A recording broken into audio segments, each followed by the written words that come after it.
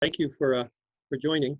And the reason we do these live every other week is to allow the questions so that you can feel like you're participating and had your particular issue addressed. If it's, as Mary said, if it's personal, we can talk directly about it. But we're going to give you a drink with a fire hose today and a whole lot of different issues in estate planning and long-term care, how that connects.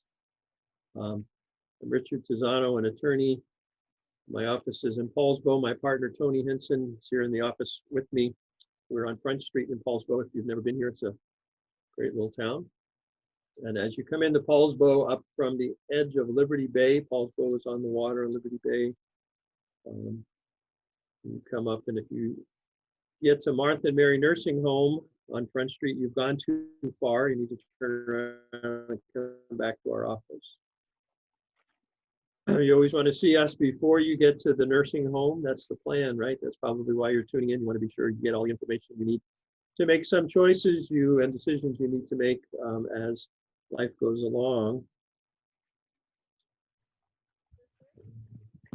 I'm recording this today, so I want to make sure we have the best audio. Do you want to wear your headphone today? I would love to, but I'm having trouble with my connection. I can try it, see what. That's okay. When you talk, then maybe just try to stand still so you won't go in and out. I can't stand still. I'm so excited about what I'm talking about. I know, right? This is great information, and we're so excited to share it.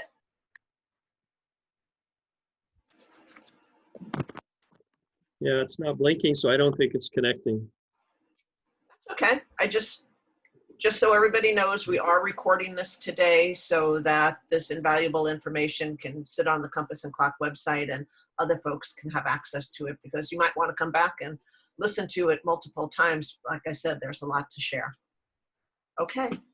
Sorry for interrupting. Okay, that's okay. I'll try to play with it when Tony has his turn to talk. But okay, so how do we plan? What are the issues, and what are some ways to address those issues?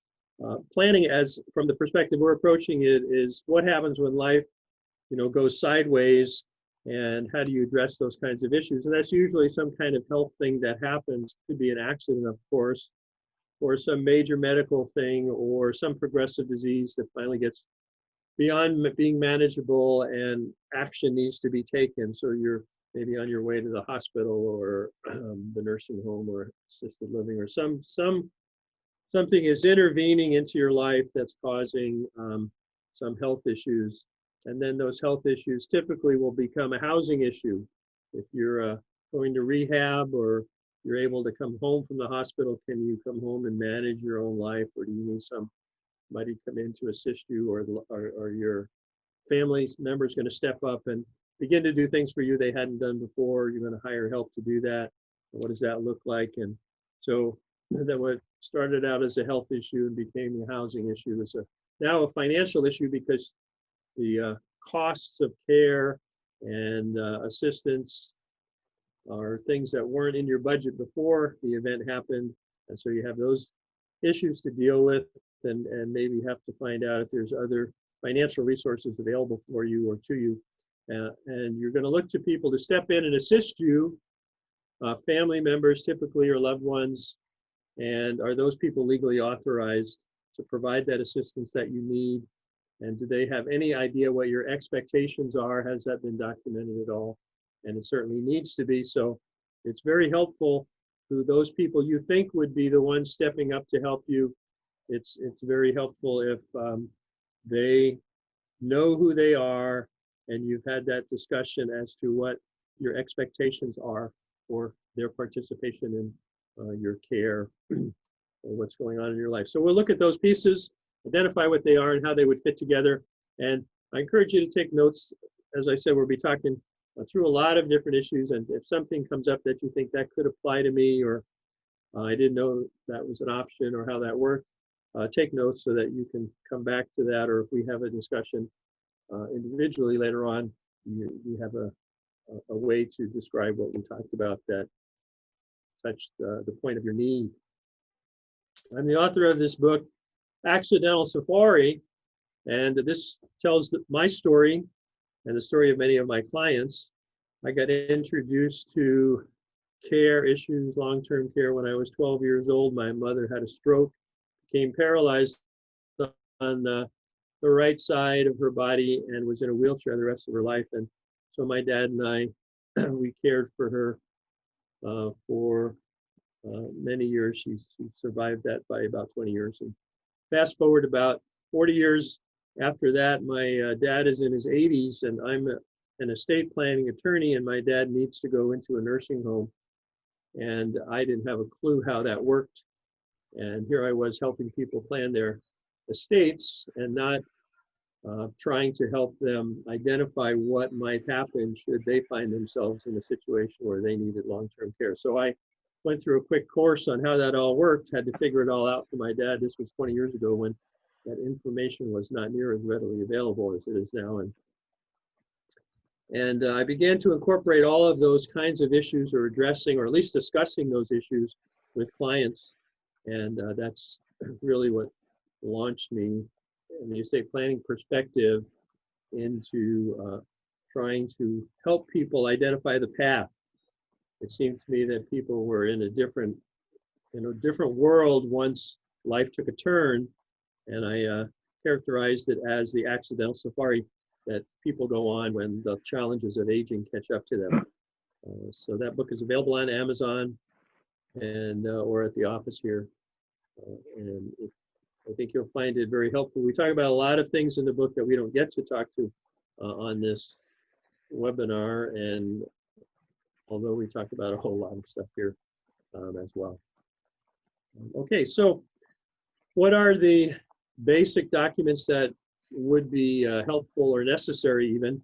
And their powers of attorney, directive to physicians, and a will are the basic documents. We're going to just define those briefly and how you might think about them, and some specific parts of the already done a power of attorney. How are you? Think about. Good. If somebody has their mute, doesn't have their mute on, so if you could mute that, that would be great. So power of attorney is a document that's valid while you're alive, but it becomes void when you die. And it's a document that legally authorizes someone to step in and assist you in the areas of finance or medical. As I said, if you have one, Dustin says, you want to see who you're naming in your power of attorney or who you're authorizing to help you. Typically, if you're married, couples will authorize their spouse to be the one who is going to step in and help them. What you fail to consider often is that your spouse is aging at about the same rate you are. And so when you get to the place where you think your spouse is going to be the one that will be ready to step up and do what's required, they may be in the back of their mind thinking that you're the one who's going to step up and help them. And so you might consider, and I encourage you to consider as you age, and it's more likely you're going to need some assistance, that you, in your power of attorney, name a co-agent with your spouse. Someone who would be authorized to act with your spouse or separately from your spouse, independently from your spouse. So either one of the co-agents you name could be able to help you if you needed assistance medically or financially in getting things done. They would be your advocate, your agent, as fiduciaries acting in your best interest. And that would be both financially and medically. If you're single, I would still encourage you to consider naming co-agents. You know, if you have had a couple children that have hated each other since birth, this is not going to be the factor that's going to join them together and cause them to hold hands and sing Kumbaya. But if you have two people who you know and trust and love, and they love you, and you think they could work well together, having co-agents does a couple things. It spreads out the responsibility and the burden, so one person doesn't feel like they're carrying the whole load. These people can work together. Maybe they have different gifts. One person is more of a practical doer, you know, can clean the gutters in the house or can run errands, and the other person is more of a paperwork person. They can work off of each other's strengths. And then there's the accountability factor where someone's, writing checks or doing other kinds of things like that. They're accountable to their co-agent, all working together for your best interest. So I would encourage you to consider that. The other issue that is real important on a power of attorney is when it is effective or when it goes into effect. Traditionally, powers of attorney have sprung into effect when you become incompetent. And there's typically a paragraph that talks about when it is effective. And that paragraph would say something along the lines of, my power of attorney is effective upon my incapacity as evidenced by a letter from my physician or something along those lines. So if that's the case in your power of attorney, or if you're considering that you need a power of attorney, I would encourage you to think about having your power of attorney effective immediately when you sign it, so that the persons who you are naming can step in to assist you at any time. You want to make it as convenient as possible for the persons who you are hoping to help you to be able to do that, to help you. And one way is to avoid the necessity of somebody having to take you to the doctor so the doctor could examine you and then come to the conclusion that, yes, you do need assistance, and then writing a letter that says you need help managing your affairs, just so the person who you named in your power of attorney, who you love and trust, can actually help you. So that's a whole stumbling block or hurdle that has to be overcome. And that's all eliminated if your power of attorney simply says, my power of attorney is effective when I sign it. If you're a little uncomfortable doing that, just keep in mind that the person you're naming can't act in your behalf if they don't have the document in their hand. So you could name the person or persons as your agent or co-agents and have the document be effective immediately, and just not give the document to the agents who will be assisting you, but it would be effective immediately when they had the document in their hand. Keep in mind, they're fiduciaries acting in your best interest. They're supposed to help you get done what you want get done, and not do what they think is best for you. They're supposed to help you do what you want to get done. And if you find them to be too helpful, you can always fire them and then pick someone else to act on your behalf. Richard, could I ask a question? Please do. Where would we put that document, or how would they get their hands on it? Let's say I became incapacitated suddenly, then or do they know that it's hidden in my safe under the bed? Or you might just say, well, in our office, we typically keep the original documents and then send the client with a paper copy and a digital copy on a thumb drive. So you could tell the person who's named in your power of attorney that I finally got around to doing that estate plan I talked about, and you're on my powers of attorney, and I keep those documents at the house on the bookshelf in the bedroom or wherever, so they would know where to look if something happened. But then certainly at some point, you're just going to give them the documents so that they have it in their possession should anything happen. And we could just tell them that it's at such and such attorney's office as well, right? Right, but if I get a call that your loved one is now in the hospital and you need a copy of the power of attorney, I'm going to want to verify that with them, or verify that they're in the hospital, or get their consent before I'm going to release the form, unless I have verified that they are at a place where they're unable to communicate with me. So, okay, thank you. It's much easier if it's your power of attorney, if you make that arrangement with the person or persons you're naming to collect the document themselves. Okay. The other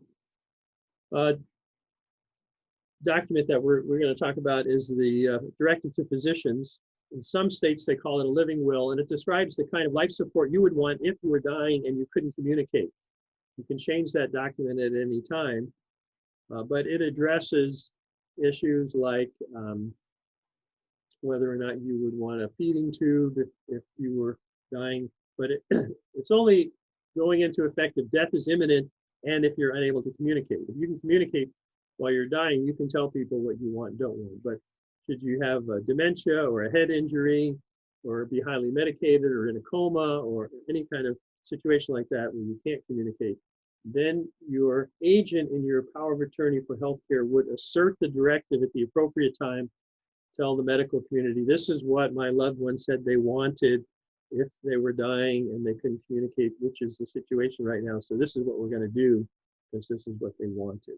So that's very useful document, and it takes the guilt away from the person who's acting on your behalf because they're not deciding what the course of treatment is. They're just implementing the course of treatment that you said you wanted to have happen. Okay, then so we talked about power of attorney for healthcare and for finances. We talked about a directive to physicians. But let's look at the will. Will is the document that goes into effect when you die. It identifies who the executor is, the person who's going to manage the gathering of the assets, paying off of creditors, and the distribution of the assets to the named beneficiaries. And what I have on the screen here is a typical estate plan for a couple. We'll talk about a single person in a bit. But this is an average estate with a home, say it's a paid off home, and a savings and investment and retirement account of about $400,000. So the estate is $700,000, not a magic number. It's well below the Washington state estate tax limit. And so here you have this couple, they've been married forever, they have gathered these assets while they're married, and one spouse dies. So they have held everything as community property. Each of them controls their half of the community property. And so the first spouse that died says in their will, I love you, everything goes to my spouse. And now the surviving spouse owns and controls everything. It all went to the surviving spouse. So the surviving spouse now has $700,000 at their disposal. But let's say the surviving spouse now gets ill. What has to happen before they can qualify for Medicaid to pay their bill? Let's say that that's the plan. They don't have long-term care insurance or any other way to pay for the cost of care. The issue has ceased being a medical issue, so medical insurance is no longer going to cover the care in the facility. They have gone from the hospital to a nursing home, and how is that paid for? So once it stops being a medical issue, the medical insurance goes away, Medicare goes away, and then ultimately it's private pay. And then when all of the assets are gone, then it's Medicaid is typically everyone's financial safety net for long-term care. Here in America, it's under the Medicaid program. Okay, so for the surviving spouse to be eligible for Medicaid, they would have to, as a single person, have to spend all the assets down for their care and be under $2,000 in assets before they could qualify for Medicaid. Well, is there a way around the problem? Well, first of all, let me talk just briefly about what would happen if one of them needed care while they were both alive. So Medicaid is fairly generous if you have a couple. If you have a single person, they're not generous at all. The philosophy is, or the public policy is, spend everything you have, and when it's gone, we'll pay for your care. But if you're a couple, they don't want the well spouse to become destitute. And so there's a fairly generous policy or rules that allow the assets to be passed or gifted over or transferred to the well spouse without any penalty. So the well spouse can have all the assets and hold all the assets, and the spouse who needed care can qualify financially for Medicaid to pay their bill. Okay. So that's what happens while you're both alive, but when one of you dies, that's when the will kicks in. So now let's go to the next slide. See if there's a way around this problem of transferring everything to the well spouse. Well, there is. When one spouse dies, the spouse, if they each control half of the community property, so they're both well and they're both getting along, and one spouse dies suddenly, in the original scenario, everything went to the surviving spouse. That doesn't have to happen. when the first spouse dies, the assets that they control, their half of the community property, can go into a special needs trust for the benefit of the surviving spouse. So in our example of $700,000 in assets, $350,000 could go into a special needs trust for the benefit of the surviving spouse. And what would typically happen would be that the house, which we said was worth $300,000 and maybe $50,000 in cash, goes into the special needs trust for the benefit of the surviving spouse. The surviving spouse continues to live in the house, and all of the liquid assets are on the side of the survivor. And so the survivor has all those assets to live on, plus whatever income they receive. And let's say the surviving spouse needs care. So they would have to spend down their $350,000. And then when it's gone, they would qualify for Medicaid to pay for their care. The assets in the special needs trust would remain as a safety net, financial safety net for the benefit of the surviving spouse. The surviving spouse went into care, was in a nursing home. Let's say the trust could sell the house, and then they would have $350,000 in liquid assets of cash available in the trust to provide for the quality of life of the spouse who was in the nursing home, for any additional comforts or care needs that the surviving spouse in the nursing home might need that Medicaid doesn't pay for, could be paid for out of the special needs trust. And when the surviving spouse dies, whatever's left in the special needs trust could be distributed then to the family or whatever other beneficiaries might be named. What if in this situation, one of the spouses already needed care and was in care? So we have transferred all the assets to the well spouse so that the spouse who needs care can be in the medical facility or the care facility under Medicaid, and the well spouse has all the assets under their control, and then the well spouse dies suddenly.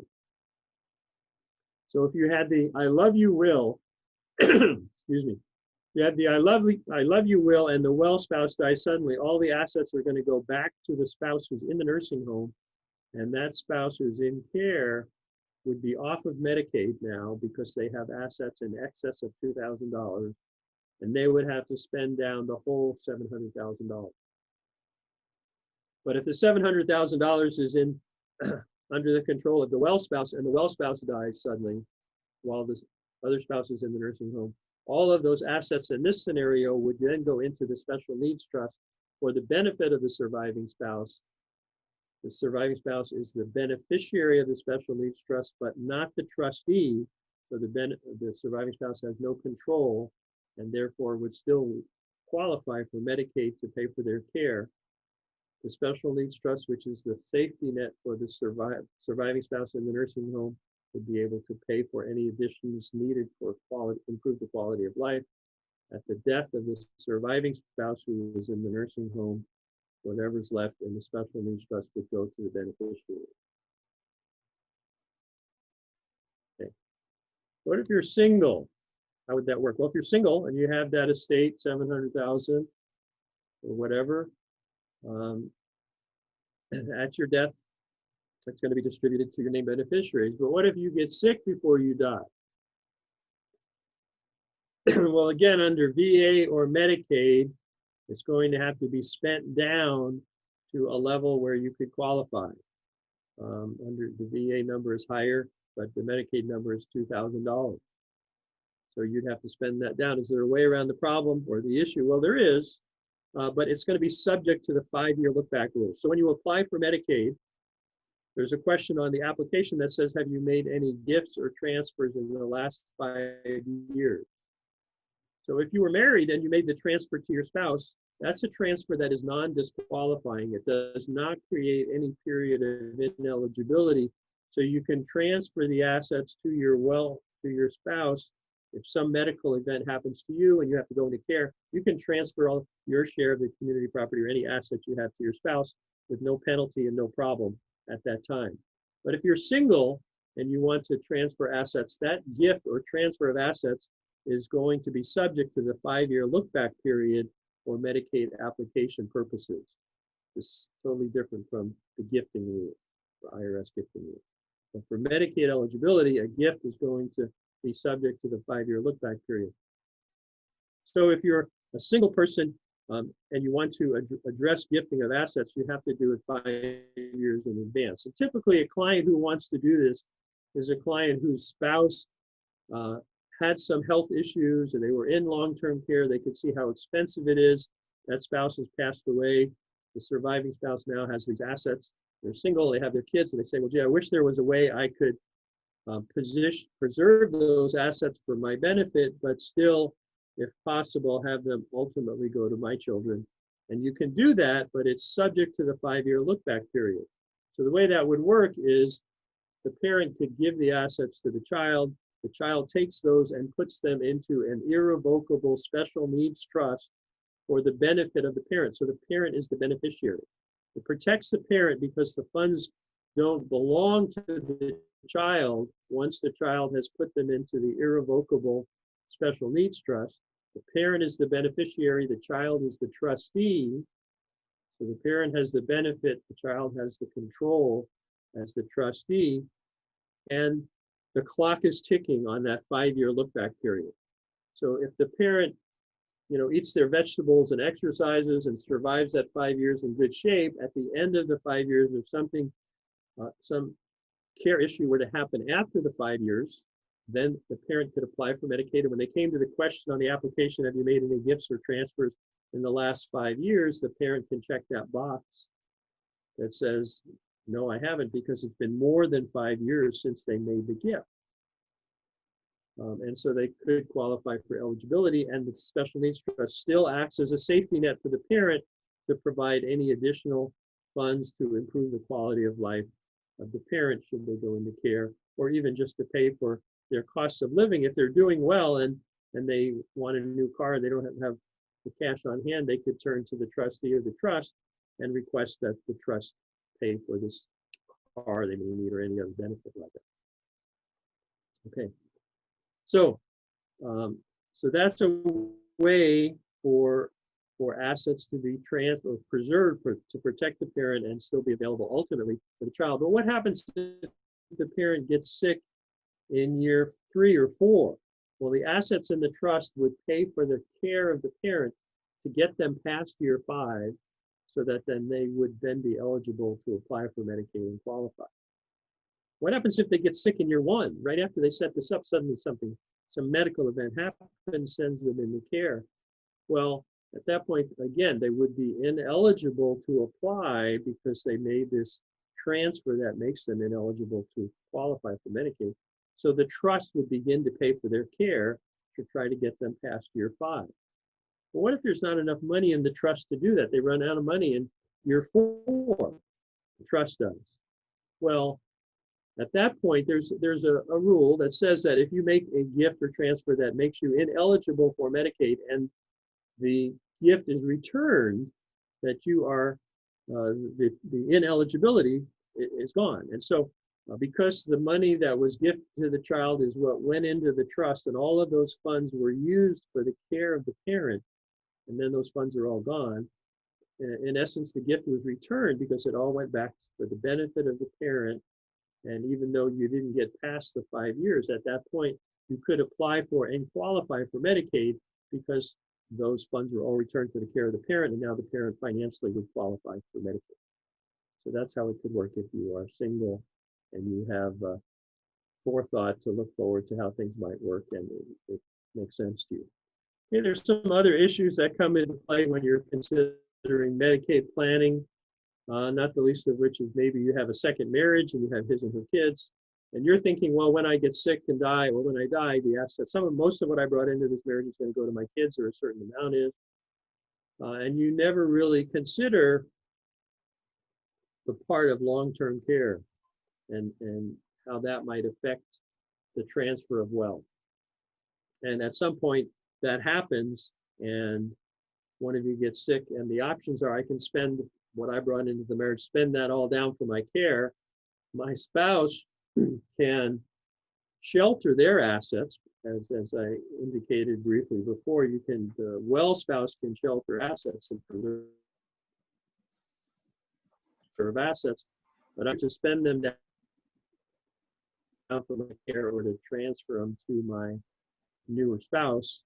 And my kids might not like that, so they maybe need to read the book Accidental Safari and understand how the system works, or tune into one of these seminars, or just have a family meeting. We've done those where we sit around and explain how the system works and answer any questions to help the children appreciate what the options really are. Richard, Okay, we have and a then, question for you. Okay, The question is, for couples where one member is retired military, does the VA cover long-term care? And do we still need to spend down that person's estate? so if you are disabled, VA may cover long-term care, and Tony is going to talk about that when he talks about VA later on. And if VA is covering it, then you don't have to spend down.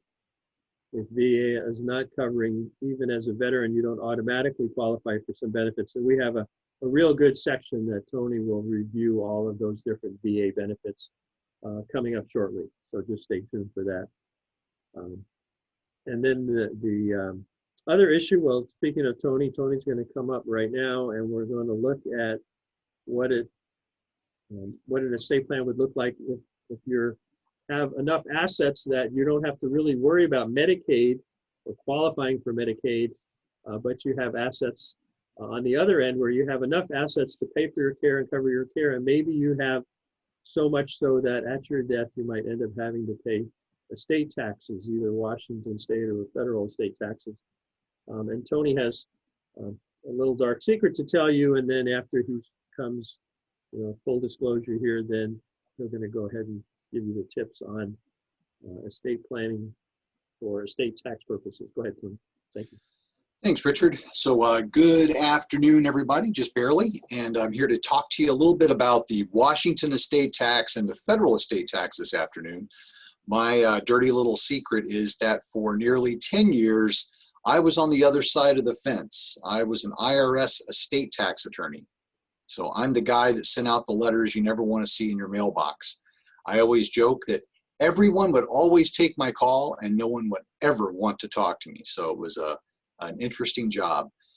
Met Richard and a couple other attorneys over here in Paulsbo, so I've been using my powers for good now for about 9 years, and very happy to work with people to try and minimize estate taxes. So we're going to talk about two regimes today, the Washington estate tax and the federal estate tax. Tony? Yes, ma'am. As you're talking, one of the questions that people want to know is, do all these ideas work for out of state? So I know a lot of states have similar, and numbers might be slightly different. So one state, for instance, was Nebraska on what everything Richard just asked. So if you can address that, that would be appreciated. Thank you. Okay, absolutely. So we'll turn first to Medicaid. Medicaid is a federal program that's administered by states. So the answer is there are general parts of the federal statute that are applicable to all 50 states. General rules that are in place. However, the feds give quite a bit of leeway in a lot of the rules, and the states will jump in and apply their own particulars to that. So there is a general planning scheme for Medicaid that works in pretty much every state, but then you need to be very careful and tailor the particular planning because the thresholds are different, the exceptions are different for different states, and so it's important to work with an attorney in the state in which the person is located to properly plan for Medicaid for and long-term care for that person. On the estate tax side, the federal estate tax applies nationwide. So no matter where you are, if you're a U.S. citizen, you are subject to the federal estate tax. Thankfully, it's got a big exception, so it doesn't catch many of us. State estate taxes are oddball creatures. They are very particular to the states. Some states have an estate tax, which means you tax the estate on the transfer of the money to the beneficiaries, and some states have an inheritance tax, which means the beneficiaries pay tax on what they inherited. It gets a little confusing. So again, you want an attorney working with you in the state in which the estate's located to know the answer to that. Washington takes a pretty proactive approach. If you've got real property in Washington and you die a resident of another state, Washington, in theory, will try to assess the estate tax against that out-of-state resident. So Washington's got a pretty aggressive estate tax. That said, Washington also, when you combine the rate and the exemption amount to it, has the highest estate tax in the country. So it's important for our clients that we plan for these issues so that we properly use all the credits available to us as a starting position to make sure that we don't pay unnecessary estate taxes. So I'm going to turn to the scenario here in the slide. You got a married couple, $3 million estate. Now that's a big number. However, your taxable estate includes life insurance. So the death benefit on life insurance policies, part of your taxable estate. Your house, certainly part of your taxable estate. Your 401k rollover that you now have in an IRA is also part of your taxable estate. So a married couple can get closer to that number than you might think, especially if you've got life insurance involved. So it's important to keep that in mind. Washington's exemption is $2,193,000, likely to stay there for the next few years. And so we plan around and make sure that we use that credit for both couples. The federal estate tax is currently just shy of $11.7 million, the exemption. However, stand by, because this year in politics is going to be an interesting time, both income and estate and excise tax. There could be some big changes coming from Congress. So we could see that $11.6 million exemption come all the way down to $3.5 million. Still a big number, but significantly closer to the Washington exemption so that we start doing the planning more in tandem. So that said, what's planning look like? Well, let's look at what happens if you don't plan. You've got a decedent and a surviving spouse, $3 million estate split roughly between the two, and one of them dies. What happens upon the first estate is nothing, because there is a 100% marital deduction for anything that passes to a surviving spouse. Public policy being, we want to make sure surviving spouses have the assets they need to provide for their retirement. However, when the surviving spouse passes on, all bets are off. And at that point, that surviving spouse only has their credits. So in our example, the $1.5 million from the decedent went over to the survivor. He or she then had $3 million. They pass on. Washington exemption is $2.193 million. There's a 10% tax on the first million over that. And so that estate's going to pay roughly $88,000 in estate tax. It's a pretty big number, and that's an amount that could go to your beneficiaries without paying that estate tax. How do we plan around that? Next slide, please. It's going to look remarkably similar to the plan that Richard laid out for Medicaid, but the terms are going to be substantially different. Instead of the decedent's community half going directly to the surviving spouse, we're going to have that pass, as you can see on the left side of your slide there, to a credit shelter trust for the benefit of the surviving spouse. Terms of that trust, all income goes to the surviving spouse. Surviving spouse is almost always the trustee, so he or she is directing the investment of that credit shelter trust. Credit shelter trust, you can draw on it for health, education, maintenance, and support. Health, pretty straightforward. If you need long-term care yourself, if you need help with health insurance premiums, extra health or medical treatment, you can pay for it. Support and maintenance basically means that surviving spouse can continue the lifestyle they had when the first spouse passed. So very minimal restrictions upon the use of that money by the surviving spouse. However, it's not considered to have passed directly to the surviving spouse for estate tax purposes. We use the first spouse's credit on it. If you notice, $1.5 million goes down to that credit shelter trust. The first spouse had their own $2.193 million credit. We apply it to that credit shelter trust. It's protected. Then when the surviving spouse passes, all they have is what's actually in their name, what they own, which is the other half, the $1.5 million. So in this example, we have avoided estate tax by simply making sure that we use both of those Washington exemption amounts. And doing the math, you could pass up to $4.4 million, give or take, just by simply using both credits. Next slide, please. So what we've talked about, Richard and I both, estate plans. And if you watch financial planning shows, if you watch Dave Ramsey or listen to Dave Ramsey, Suze, she's out there, gives great financial advice. They're always going to tell you want a revocable living trust. You definitely want a revocable living trust. I'm here to tell you that in Washington, our probate system is extremely straightforward, extremely streamlined, and relatively inexpensive. So the kind of avoidance of probate, the fear of probate people have in other states where it's well-founded, California, Florida, New York, states like that. In Washington, we don't have those concerns. Our probate system, the judges largely stay out of estate administration. There's no court oversight unless it's needed in the estate. And so we do probably 90% of our estate planning here in the office is done with a will, a simple, good old will, as opposed to a revocable trust.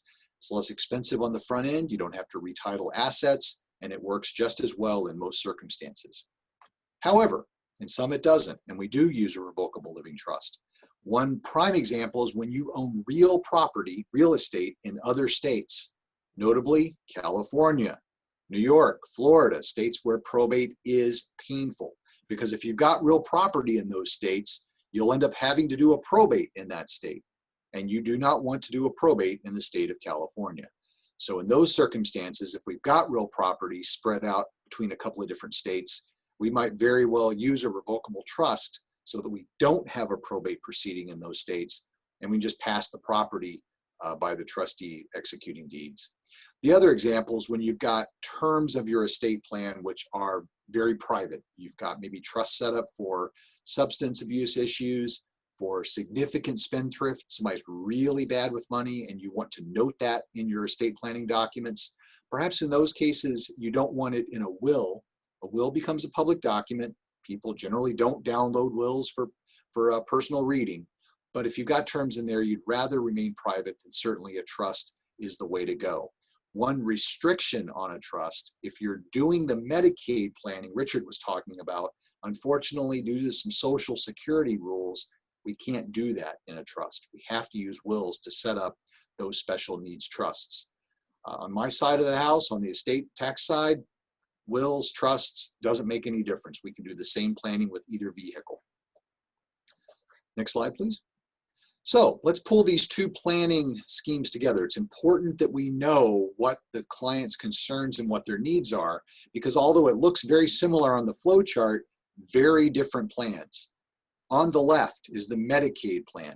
When the surviving spouse, we're not concerned about estate taxes over there. We're concerned about Medicaid qualification and trying to preserve assets, both for the other spouse's need and then ultimately maybe to pass to the beneficiaries as much as possible. That special needs trust is going to be highly restrictive. The surviving spouse cannot be the trustee of that trust. It doesn't work. The rules are violated if you have it that way. So you'll have a child or some other family member or friend, the trustee of that special needs trust. There's no automatic income. There's no automatic principal that goes over. Everything is in the discretion of the trustee. It has to be that way to qualify. On the right side of the slide is the estate tax planning. We're not so concerned about Medicaid. Either there's long-term care insurance in place or there are assets sufficient to self-fund care for as long as the person is going to need it, but we're very concerned about estate taxes. That credit shelter trust, very broad, very liberal. The surviving spouse, almost always the trustee. The surviving spouse gets all the income from the trust. Surviving spouse can dip into the principal for health, education, maintenance, and support. Everything not quite, you can't quite go to Vegas and bet it all on red.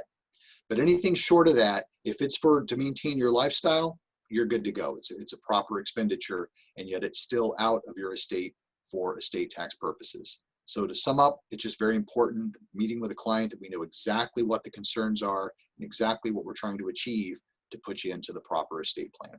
And with that, I will turn it back over to my partner, Richard.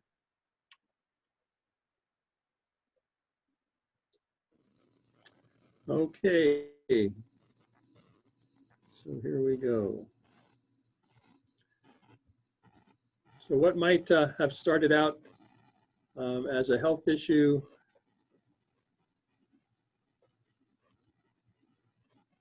if the legal foundation part is in place, those things we have just finished talking about, that makes the journey or the safari a whole lot easier to handle and manage than if you are at that point suddenly scurrying around to consider, well, who can I appoint, and do they know what I want them to do, and how do I do that, and who's going to help me do that.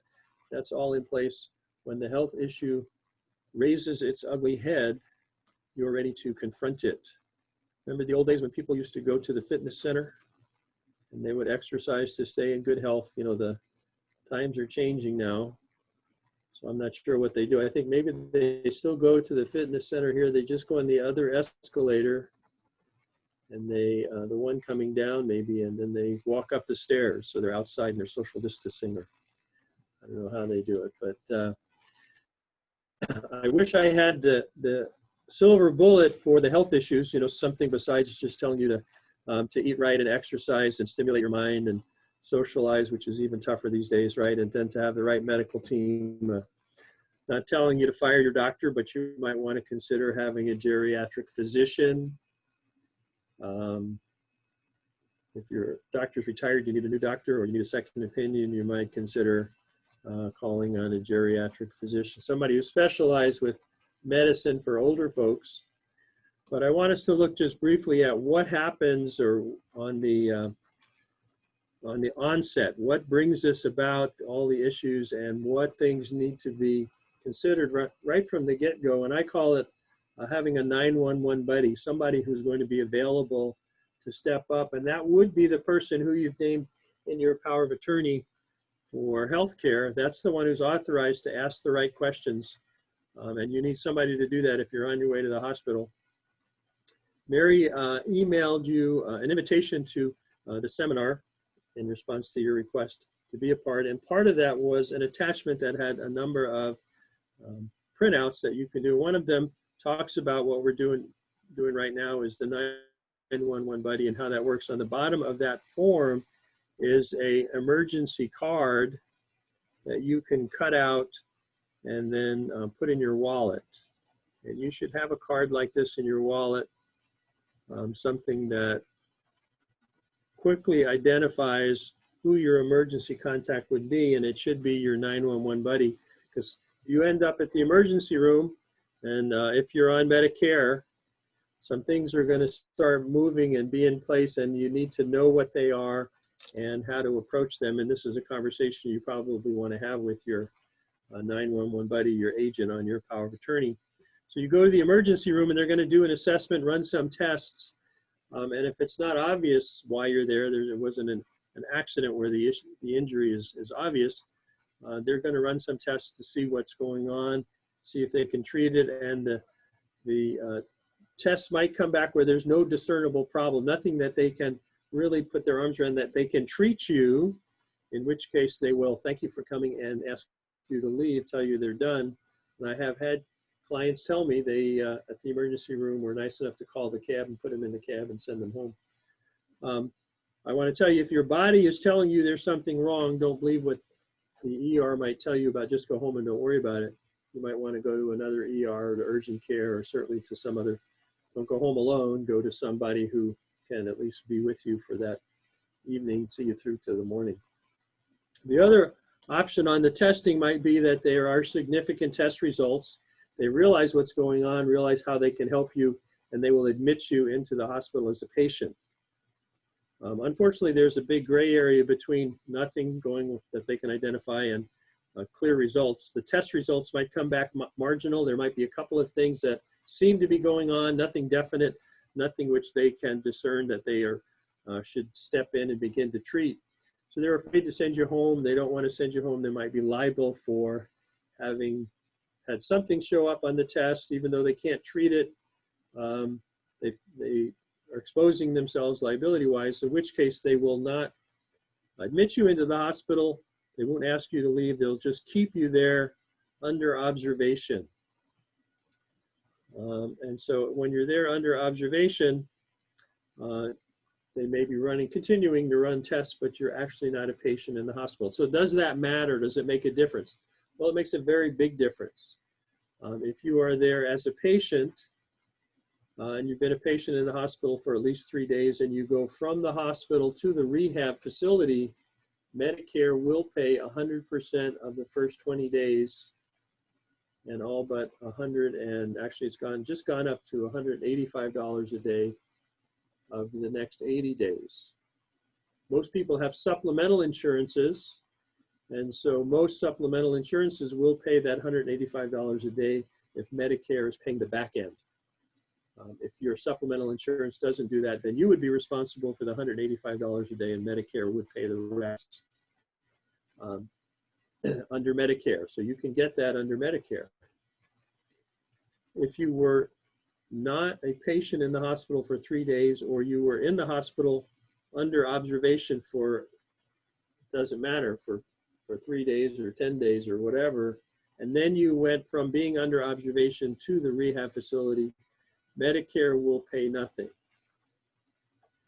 And you can see if you manage to get the 20 days 100% paid by Medicare, and then the next 80 days paid by Medicare and your supplemental insurance, and rehab in the nursing home stays about $300 a day, and the rehab an additional couple $100. So you're over $500 a day. That's over $500 a day for rehab in a nursing facility, and Medicare could pay up to the first 100 days. That's $50,000 in care in the first 100 days that you would get if you were a patient in the hospital versus being under observation. So you want your loved one, your agent, your 911 buddy to be authorized to ask the questions. What's going on here? Is my loved one being admitted as a patient? And if not, why not? And maybe they can help the doctor identify some other areas where the doctor could be authorized or legally check a few more boxes on the application or the admittance form so that you might actually be able to be admitted into the hospital. So that's a key. So where do we go from there? So you go from the hospital to the rehab center, and here you need your 911 buddy to hang in there with you because if it's your loved one, you're likely going to be spending more time with them at the rehab facility than they are in rehab. You know, granted, they're going to be seeing the occupational therapist and the physical therapist, speech therapist, but that's exhausting work going through rehab. And it's likely your loved one in rehab is not going to be able to do more than, you know, an hour and a half, maybe 2 hours at the most in rehab at the rehab facility. And so you're going to be sitting with your loved one in the rehab facility a lot more than the therapists are. And so you're going to be able to document their progress. You can see, you know, if they started to be able to do things that they couldn't do when they first came in, they're eating better, or they're brushing their teeth on their own, or they're able to go a few more steps to the bathroom they couldn't do before. Or maybe there's some issues that are prohibiting or inhibiting their ability to do the rehab. I had a client who, you know, went into the hospital. He did the testing. He saw he had some TIAs, mini strokes. Nothing really they could do. They kept him under observation. The next day, they were taking him to do some more testing out of bed. He had a full-blown stroke, and he fell to the floor as they were transferring him. Now he was admitted as a patient, and they could treat him. 5 days later, he went from the hospital to the rehab facility under Medicare now.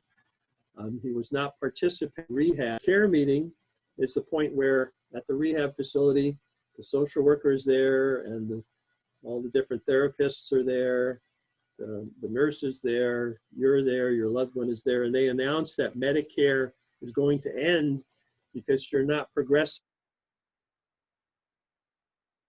You've plateaued. And so they had that meeting.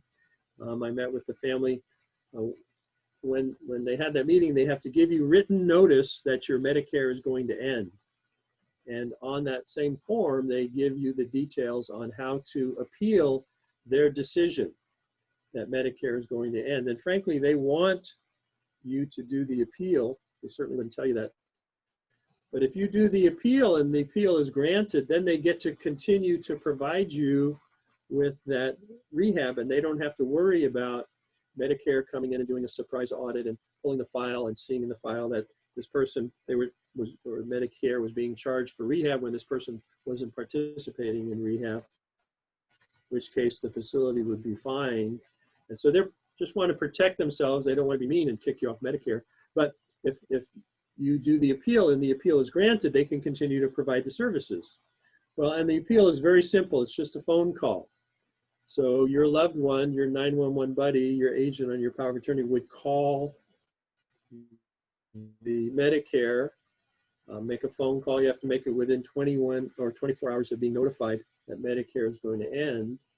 And you explain the situation. So in this case, I was referring to the patient's wife called to do the appeal and explained that her husband had this fall when the stroke occurred, and he had all these bruises on the side. There was luckily nothing broke, but it was very painful for him to do anything, try to do any movement with that side of his body.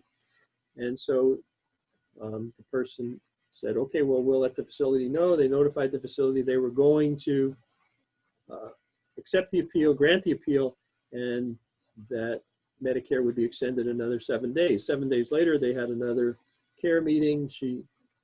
They were going to deny continuation because he still was not able to continue to participate, excuse me, in the rehab. And so she made the phone call again to appeal, but at that point, the appeal was denied. They said he should have been able to begin to participate, and he wasn't. And in fact, there was a profound stroke, and he could not really participate. And so the appeal was denied, and Medicare ended. But that's how the process works, and you need to be aware of how it works so that you can be there for the person you love, or they can be there for you, and you can understand how the system initially starts out. And this is a copy of the printout that Mary included with your invitation, and it's a flow chart, and it just shows how it flows from you being in the hospital. Oops, I'm sorry, go back to that. In the hospital, and you're either going to be admitted into the hospital, or you're going to be under observation, or they're going to ask you to leave. And if you're in the hospital for 3 days, then you can go to the nursing care. And it just is a flow chart of what I just went through, and you can print that out and look it over if it's easier for you to understand by looking at the picture of that. Okay. So the health issue, remember we have the legal issues in place, then you can address the health issues best, and then the housing issue. Okay. So housing. This is be nice to your kids. They're going to choose your nursing. Actually, I'm here to tell you that they don't have to choose your nursing home. Okay, that's not true. But they would be able to do that if you can't focus. You know, as long as you communicate and focus, you're in charge of yourself. People can't make you do what you don't want to do. But, you know, if you are in a place where you're losing it and you can't quite focus, maybe you do need to be going somewhere and get some assistance. So don't be totally closed-minded to receiving some help. But look at it and look through what might be best for you. And I encourage people, or certainly I did before the COVID, to visit the facilities near you. If you have assisted living, you want to go and visit them to see what the options are, see how they do. You want to go around meal times. You know, this is when they open up, but you want to go around meal times because they'll want to feed you to show you how wonderful their food is. And maybe you have some friends who already have moved in, go visit them. Again, when the homes open up, assisted living centers open up, go visit them to get the inside scoop. And if you have more than one nearby, you want to visit them all, because then it's easy to compare and you begin to see what things are better one place or the other, and you can have an opinion. And information is power, and it takes away the fear of maybe having to make that decision for yourself at some point. Okay. Okay, is it possible to avoid institutional care? Well, it may be. And what is your plan? Do you have a plan? Well, most people say my plan is to stay at home. I want to stay at home. My house is paid for. It's probably cheaper for me to be here, and I'm more comfortable at home. I can have my dog at home, and many, many reasons to stay at home. And that's what most people want.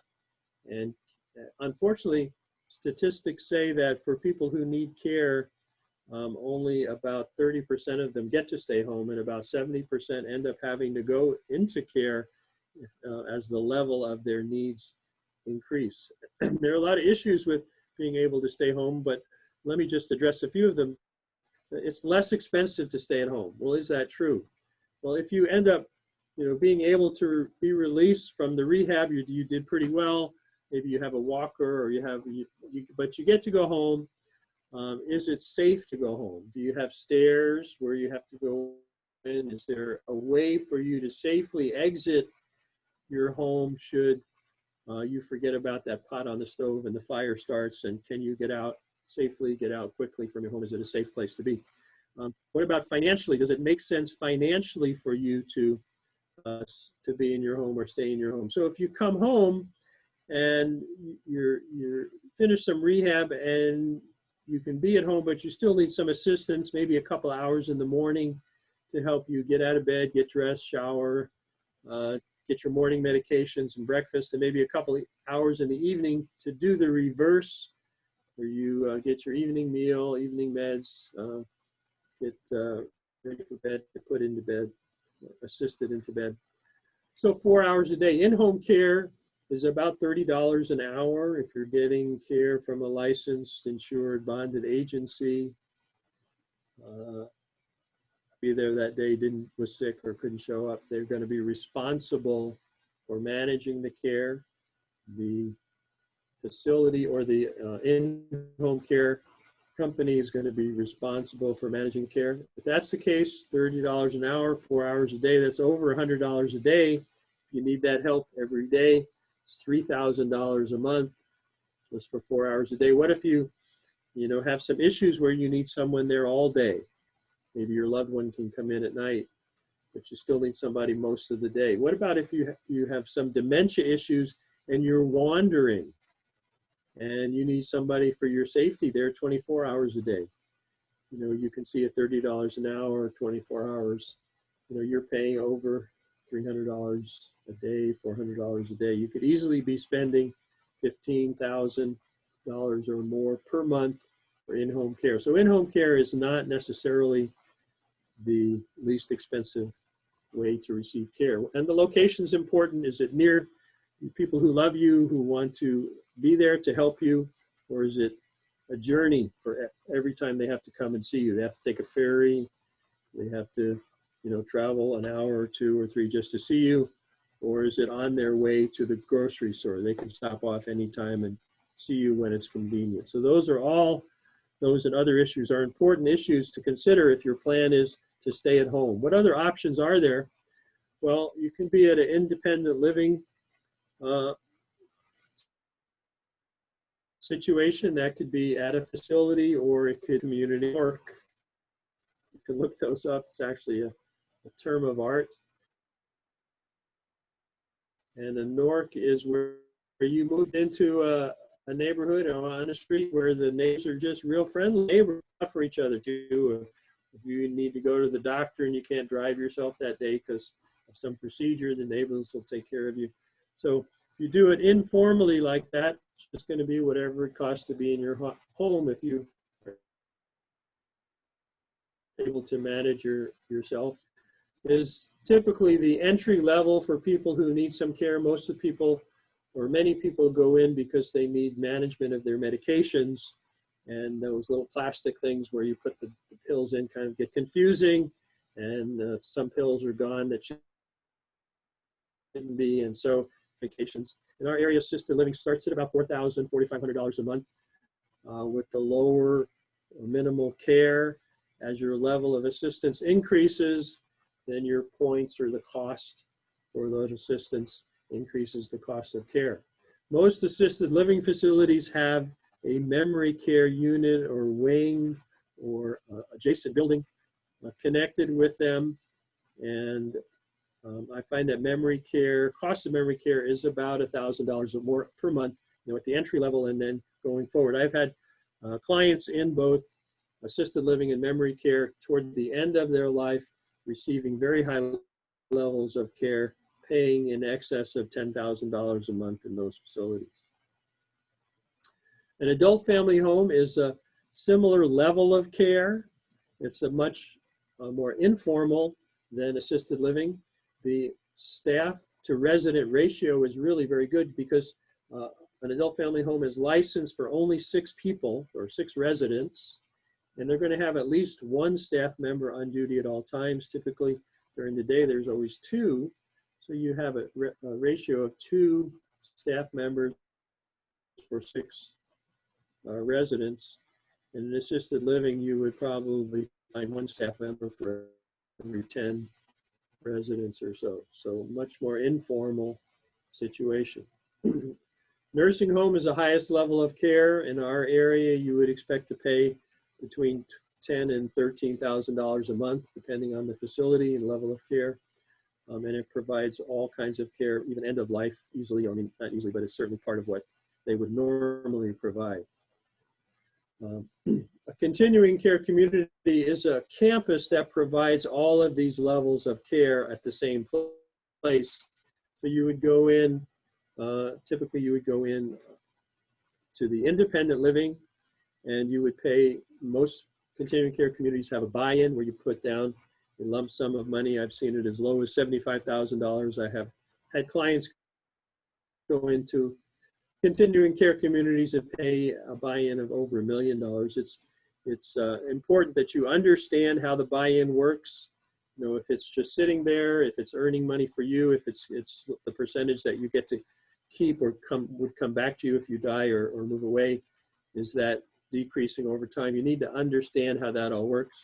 And typically you would pay a fixed amount every month. You're going to pay that same amount whether you're in the independent living, assisted living, memory care section, or in the nursing home section. So it's a way to cap your monthly expenses going for all with the buy-in and all. It's an investment that you need to consider seriously and have someone review all those papers that need to be signed. In any kind of facility you're going into, you need to review those carefully and take any questions to an independent person, not just deal with the folks who are at the facility.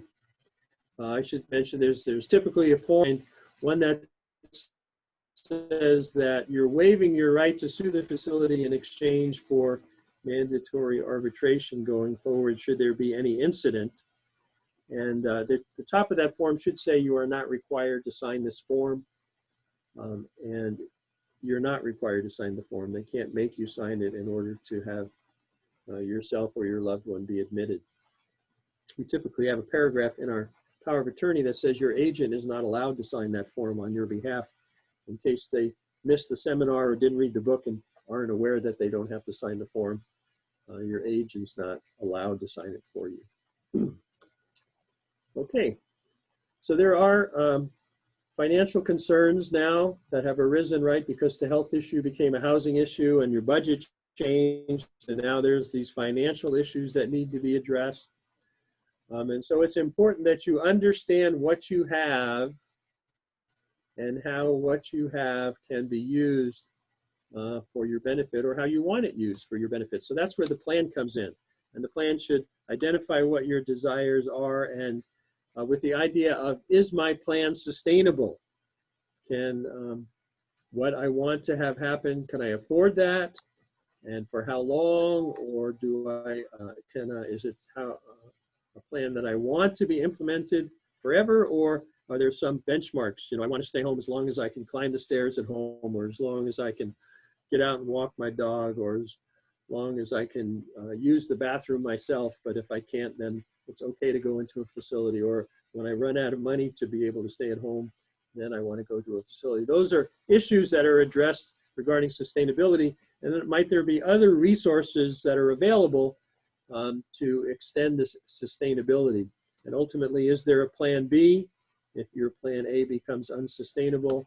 And then what does Plan B look like? Is that sustainable? So those are the kind of the sequence or the process in evaluating what your plan is and what your alternative might be. And there's these other resources that might be available to you to extend the sustainability of your plan. And we're going to go through each of these briefly and address them so that you can get an idea if this particular resource might be available to you and might be helpful to you. So first, long-term care insurance.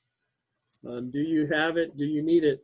So I have a whole chapter in the book about long-term care insurance, how it works, and considerations if you are thinking about it for yourself. I have the old-fashioned long-term care insurance where I'll pay every month for the rest of my life, like car insurance, and if I don't wake up one morning, at least I'll pass away with the good feeling that my monthly payments helped pay for someone else's long-term care because they had to cash in or make a claim. But if I end up needing care, then typically the policies will allow your premiums to stop at that point and they begin paying towards your cost of care. The insurance industry has come up with some alternatives, very viable alternatives. If you're considering long-term care, you should have a discussion with someone who sells long-term care insurance. If you don't know anybody, talk to your investment advisor. They either sell it or know someone who does. And the new plans have combined long-term care insurance and life insurance. And so it's a hybrid policy, and that's what it's called. You would want to talk to your investment advisor or long-term care person, insurance person about a hybrid policy. They also have hybrid type policies with annuities and not just life insurance. And so I want to see how that works. And they have plans where you can be covered during your lifetime. And if you never make a claim when you die, the premiums you paid get paid back to your estate for in the way of life insurance. So there are some options there for long-term care insurance. I'm told that as you pass 60 years of age, that the value or the viability of the plans become less viable because you're so much closer to needing the life insurance or the long-term care benefit that it becomes much more expensive. So if you're thinking about it, go ahead. I would encourage you to go ahead and get a quote on that. Okay. Tony, I'm going to ask you to come back and address the VA benefits if you would, and just jump right in. Thank you. Thanks, Richard. So we're going to talk a bit about VA benefits. I'd like to point out that the photo there on the left was taken of me last January. So 2020 has been a long, long year. No, that was actually taken back during the Reagan administration. So I was putting this slide together and my daughter kindly informed me that I was looking much more like the gentleman on the right.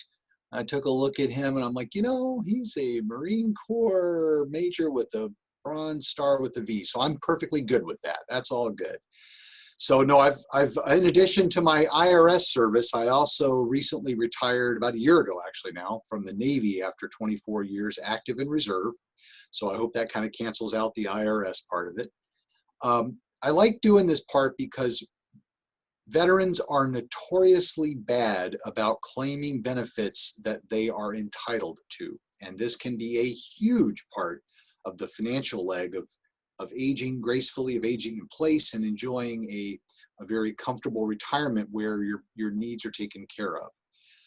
I'd like to ask if you are a veteran, know a veteran, love a veteran, if you can raise your hand or give me a thumbs up or let me know so I kind of know what depth to go into here, just to see if what the interest would be. So Gregor, I see you're a veteran. Jennifer, Roger and up. So okay, we'll cover it in a bit more depth. I would like to give you a little known fact. Actually, Norwegian warships, maybe this is near and dear to my heart, have a barcode on the front of their hull.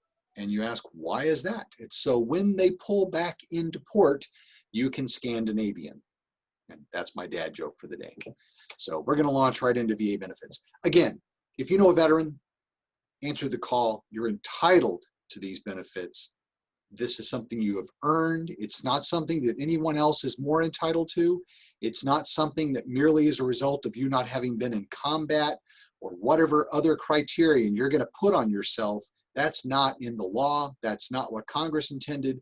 That's not what the American people intend for you to have. So please, if you're entitled to these benefits, claim them. Next slide, please. The first is the most commonly known. It's the service-connected disability. You were in the service, we broke you somehow. Guess what? We're going to take care of that ailment for the rest of your life, and you could potentially be entitled to compensation as a result of the fact that you were broken in some way as a result of your service. Really, you just needed to have served. You need to have a good discharge, so an honorable discharge or a general under honorable conditions discharge, and have some service-connected disability. The VA rates this. You can do this actually over here in Kitsap. You go to www.va.gov. It's a very friendly website, believe it or not, and you can start the application process for any of these benefits right there on the website. The VA contracts with civilian providers. There are a couple over here in Bremerton and Silverdale.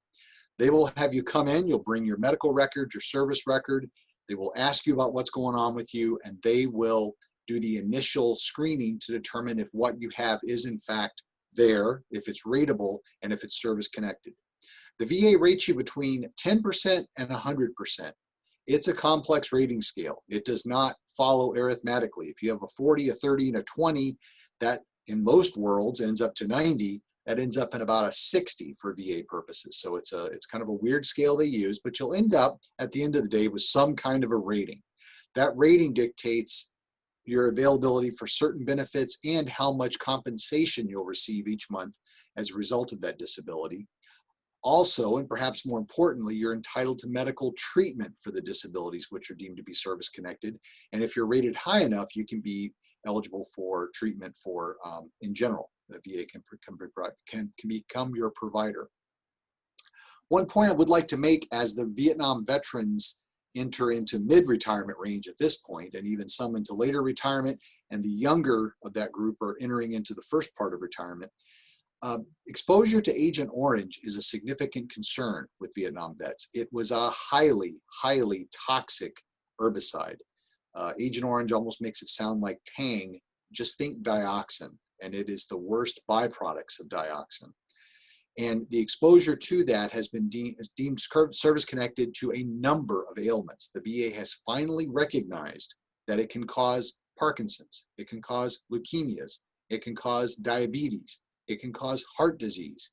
If you go to va.gov and search for Agent Orange diseases, there's a whole list of ailments that are automatically, if you served 1 day in country in Vietnam and you have that ailment later in life, it's automatically deemed service-connected, which means you're entitled to treatment for that condition and you're entitled to compensation for that as well.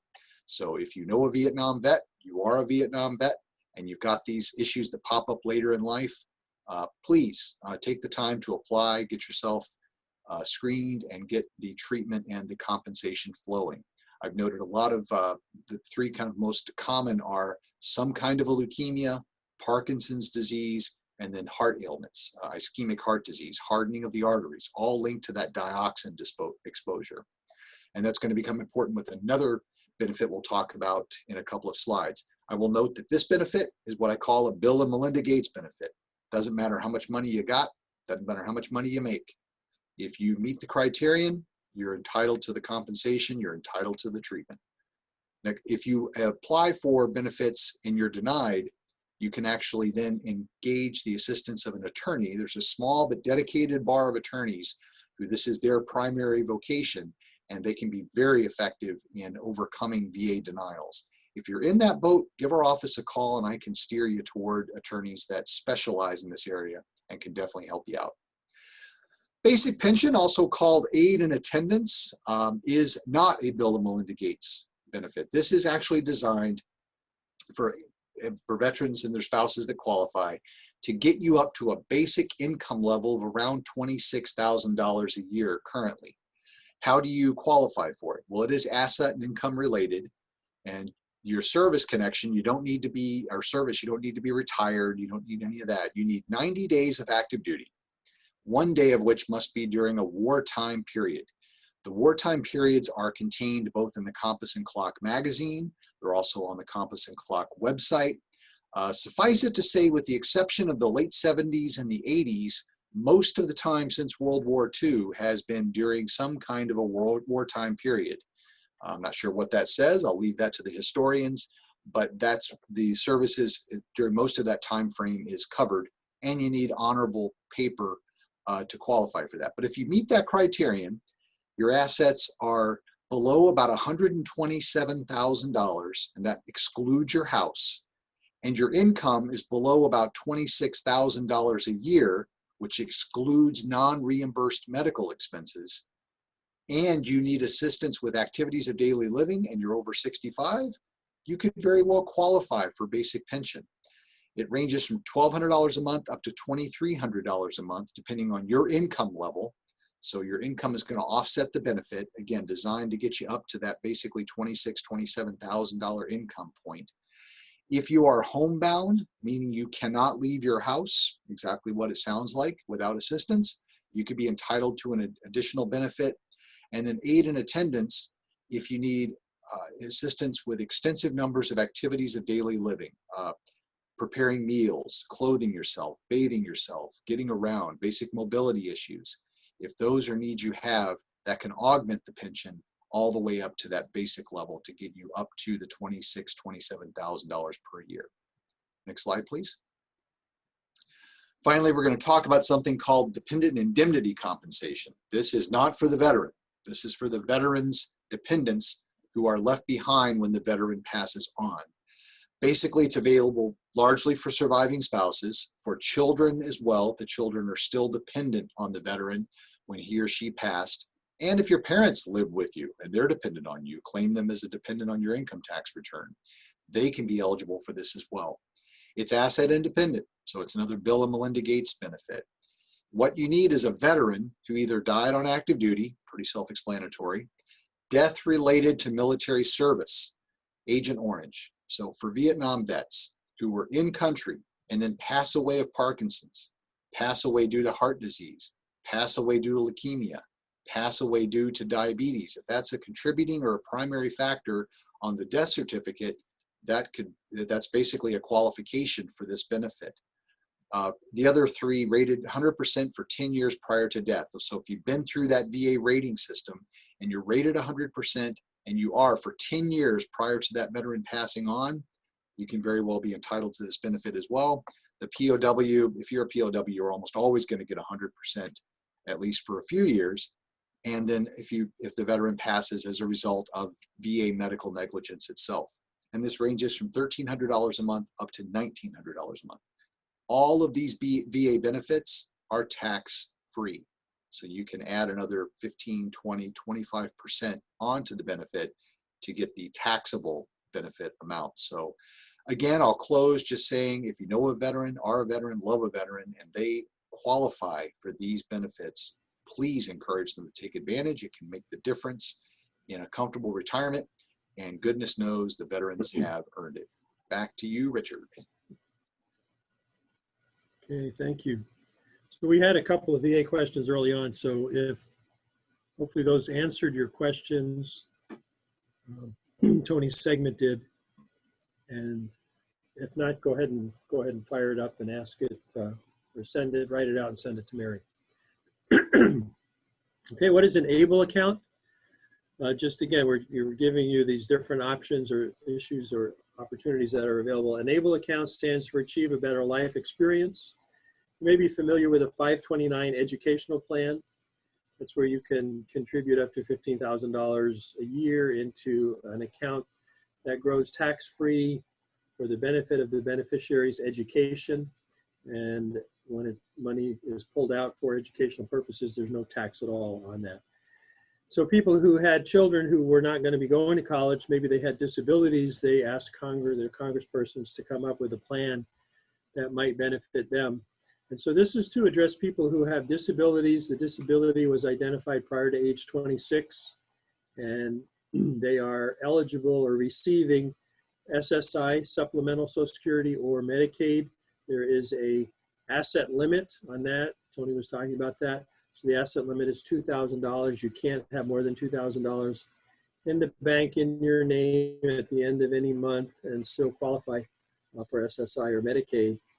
And so you have a lot of disabled people, you know, they have their disabilities keep them from working or doing other things, but they're able to get through life, but they can't have any financial foundation because they can't have more than $2,000 in their name. And so an ABLE account is an account that can be set up by a disabled person, and the assets in that account do not count against them for income purposes nor for asset purposes. And so they can receive as a gift up to $15,000 a year, or maybe an inheritance up to $15,000 a year, which is contributed into the ABLE account, or they can have earnings up to $12,000 a year in Washington and have those earnings go into the ABLE account and not count as income against them, and still qualify for the benefits, and yet have this account where they can have the checkbook or the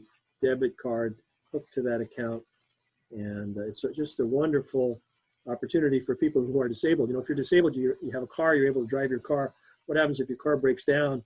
You know, if you can only have $2,000 in the bank, you might not have the resources available just to keep you going. But this is a great piece of legislation. So you can just Google ABLE account Washington and get all kinds of information about how that works. You can set it up online. You only have to have $25 to set it up. Could be a great help to maybe some adult child you have who's disabled, or some friends you have who might have disabled children. So let's look a little bit deeper into Medicaid, another resource that, as I said, might be most Americans' ultimate safety net for Medicaid eligibility. So if you're married and one of the spouses gets sick, the spouse who needs care, it's going to be long-term care, has to have less than $2,000 to their name. So what typically happens at that point is all of the assets get transferred to the well spouse. So the well spouse is allowed to have a house and a car, prepaid funerals, between $55,000 and $125,000 in liquid assets. And that, as Tony said, it's a federal program. So that number 55 to 125 is a flexible number depending on what state you're in. In Washington, it's 55,000 is the minimum that a well spouse can have. Can go up to 125 depending on when the application is made. But this is while you're both alive. The assets can be transferred to the well spouse so that the spouse in care can keep all of these assets. And then when the spouse in care dies, there's no clawback. So the sort of well spouse can just go forward with their life and keep the assets that were set aside for their benefit. So the question is, well, what happens if the well spouse has more than the $55,000? So if they're a couple, let's say they have $300,000. Well, all the assets are transferred to the well spouse, so the well spouse can have the $300,000, let's say that's in the investment account. So they would be, in our example, about $250,000 overfunded, right? They can have 50,000, they have 300, so they're overfunded by 250,000. And so the well spouse can take the 250,000 and legally shelter it in an annuity that meets the Medicaid requirements. So Medicaid qualified annuity. The annuity has to be, to meet Medicaid requirements, it has to be irrevocable and non-transferable. It has to be an immediate annuity.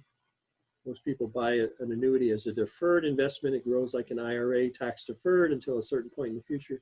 They begin taking it out. That does not meet Medicaid qualifications. It has to be immediate annuity where the well spouse begins to get payments from the annuity immediately, the very next month after they buy it. And it has to be amortized over at least 5 years. So in our example here, if the well spouse is buying a $250,000 annuity, they would have 60 equal monthly payments, or payments of about $4,100 a month or so. And that would be in addition to their Social Security or any other pension that the well spouse might be getting. The well spouse gets to keep all the income that comes in their name. The spouse that's in care, all of the income that comes in their name is typically turned over toward the facility, toward their cost of care. Okay. What if you're single? You don't have a well spouse to push the assets to. Well, then, as I said earlier, the system says you spend all your assets to your care until you have less than $2,000, and then you can qualify for Medicaid. But what if you own a house and you suddenly have a stroke and you're in the facility receiving care and your nest egg of cash is gone? Well, you can qualify for Medicaid owning a house or an automobile or prepaid funeral. These things, you can own them and still qualify for Medicaid because you can't pay for your care with a piece of the house, right? If those assets get sold and the proceeds from the sale get added to your account, then you're going to be off Medicaid and you're going to be private paying until those assets are gone. But you can still qualify owning them. And if you die owning them, Medicaid will claw back or come file a claim against your estate for the value of the services they have provided for you. Okay, that doesn't happen when you're married. If you transfer the assets to the well spouse, there's no clawback in that situation. So Medicaid is not the safety net for everyone. There are reasons and times when you would not pursue Medicaid. So if you had a large 401k or IRA, so in the example I gave where the couple has $300,000, let's say that that $300,000 belonged to the spouse that was in the nursing home under their IRA. Okay, they had a stroke, went to the nursing home, couple has $300,000 in the name of the spouse who's in care. So we have to transfer that to the well spouse. So the well spouse can shelter it. Well, if it's in an IRA, you have to cash out the IRA to transfer it to the other spouse or the well spouse. And you're going to trigger an income tax event on $300,000 plus your regular income, retirement income or whatever. So you're going to have over $120,000 of income tax. So that might be a reason why you don't pursue Medicaid. You have a large IRA or 401k, and to cash it out, to get it over to the well spouse is going to create a huge income tax bill. So you might not choose then to move the assets in a way you're legally allowed to do just to qualify for Medicaid. And my experience is that people who have larger estates would not pursue Medicaid. And I'll talk about that again in a second. So another reason you wouldn't pursue Medicaid is you have long-term care insurance. So your insurance is going to kick in, pay for your care. Maybe there's a shortfall in the difference between the cost of care and the insurance, but your income, regular income, which you would have to turn over toward the facility anyway if you were the person applying for Medicaid. So the insurance and your income meets your cost of care, you would not apply for Medicaid. If you have a large income, say over 150 or more, something that's going to cover your cost of care, you would not apply for Medicaid because you can't qualify for Medicaid if your income exceeds the cost of care. Because remember, if you're the person receiving the care, you're turning your income every month over to the facility. If your income is more than the cost of care, there is no shortfall for Medicaid to have to cover. Okay, and many people might choose to self-insure. So in my experience, I find that people who have liquid assets, let's say they have a paid off home, they have a good pension and Social Security and retirement, if they have liquid assets in excess of $700,000-800,000, I have never had anyone with liquid assets more than that amount want to put those funds all into an annuity just to qualify the spouse for Medicaid. Typically, those people want to just pay for and manage the care themselves. So that's a benchmark, how much is too much, and it's different with different people. But like I said, I've never had anybody over that amount want to do a Medicaid qualified annuity. Another benchmark would be, well, when do I apply for Medicaid? So let's say you're in the category of folks who would want to apply for Medicaid and preserve what assets you have. So maybe you're paying for the cost of care for a loved one at home. When the cost of care exceeds their income, then you might consider, well, is this the time to consider moving to the nursing home? Because when they go on Medicaid, all of their income is going to go towards their cost of care anyway. So that's another benchmark to consider. When's an appropriate time to think about pulling the trigger and moving forward with applying for Medicaid eligibility. Okay, so in this whole presentation, we're hoping to help you address or identify the issues that are important for you so that you don't find yourself in crisis life care planning. The crisis planning comes in when that event happens that you didn't anticipate, which can happen at any time, right? That's why it's an accident. An accidental safari is because you don't see it coming. And so by taking care of many of those issues we presented today, which you are able to do by just making some decisions and moving forward. I guess the biggest decision is deciding to move forward. Mary's going to give you the opportunity to make an appointment with Tony or I today. And if you do that, we'll have a meeting. We can meet on Zoom, or our office is open. You can sit at the other end of the big conference table, and we'll have our masks on and talk through our masks at each other and discuss these issues, or we can do it on a phone call or Zoom. And if we have a meeting of the minds, we'll discuss what needs to be done. We'll tell you what we think is going to help get you where you think you want to end up and quote you a fee. If we go ahead, we'll draft the documents. We will invite you or ask you to invite the persons you are naming in the documents who are essential people, either to show up at the signing or be available maybe on a conference call so that you can invite them under the curtain so they understand what's happening and what their responsibilities might be and what your expectations are. And then we coordinate that plan going forward. Okay. Hopefully Thank you, Richard and Tony. it will help you